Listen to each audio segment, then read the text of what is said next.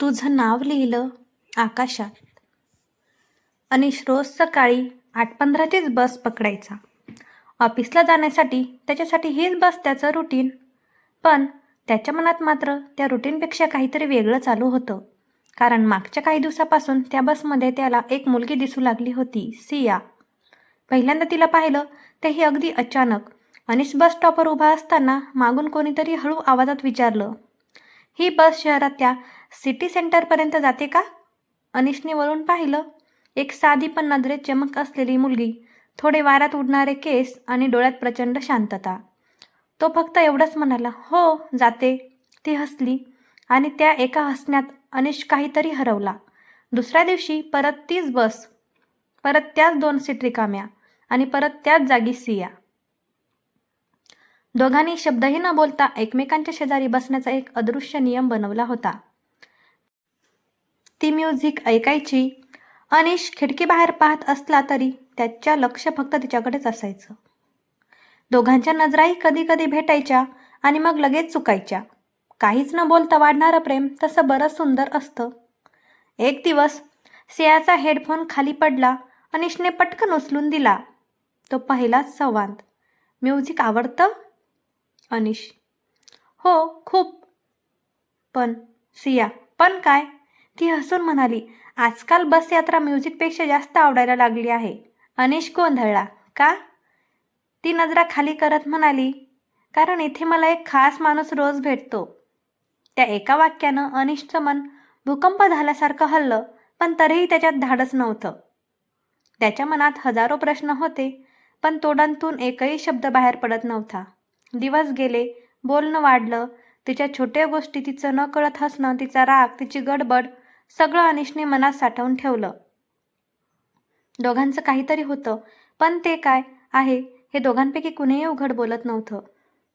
मग एक दिवस असं झालं की सिया आलीच नाही.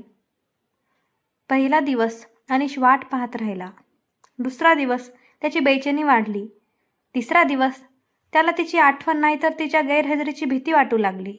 बस आली की अनिश आधी तिची सीट पाहायचा. ती रिकामी आणि त्याचं मनही तसंच रिकामं. चौथ्या दिवशी अनिशने मनात निश्चय केला, ती भेटली तर सांगणारच. जे काही आहेत ते मनात न ठेवता सांगणार. पण ती भेटणार कशी?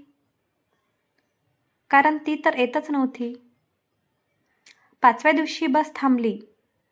लोक चढत होते आणि अनिशने डोळे मिटून मनात म्हटलं, आजही नाही आली.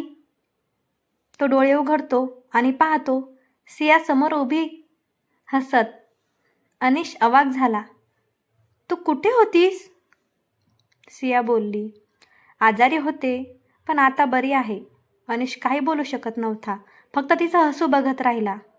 ती त्याच्या बाजूला बसली आणि हळूच म्हणाली, तू नाही असलास तर बस बोर वाटते, माहिती आहे? त्या क्षणी अनिशचं हृदय म्हणालं, आता नाही सांगितलं तर कधीच नाही सांगू शकणार. बस थांबली. लोक उतरले. अनिश आणि सिया दोघे एकटे उभे. अनिश धीर करून म्हणाला, सिया, मला एक सांगायचं आहे. तू आलीस तेव्हा वाटलं की माझं हृदय परत श्वास घेतंय. तुझ्याशिवाय मी नीट दिवसही घालवू शकलो नाही. सिया, मला तू आवडतेस, खूप आवडतेस. सिया काही क्षण शांत झाली. ती हळूच त्याचा हात धरते आणि म्हणते, अनिश, तुला माहितीये, मी न येऊ शकले त्या 3 दिवसात मी पण तुझंच नाव आकाशात लिहिलं होतं. खूप वेळ, पुन्हा पुन्हा. कारण मला जाणवलं, तू नसताना मी काहीच नाही. अनिशच्या डोळ्यात पाणी आलं. सियाने त्याचा हात घट्ट धरला आणि दोघेही पहिल्यांदा खरं हसले. त्या दिवसापासून त्यांची लव्ह स्टोरी सुरू झाली. नकळत सुरू झालेला प्रवास बसच्या 2 रिकाम्या सीटवरून दोघांच्या आयुष्यातील कायमच्या जागी पोहोचला. कारण कधीकधी प्रेम शब्दामध्ये नाही तर भेटण्याच्या वाटेवर लिहिलेल्या नावात असतं. अशाच नवीन कथेसाठी चॅनलला सबस्क्राईब करा. धन्यवाद.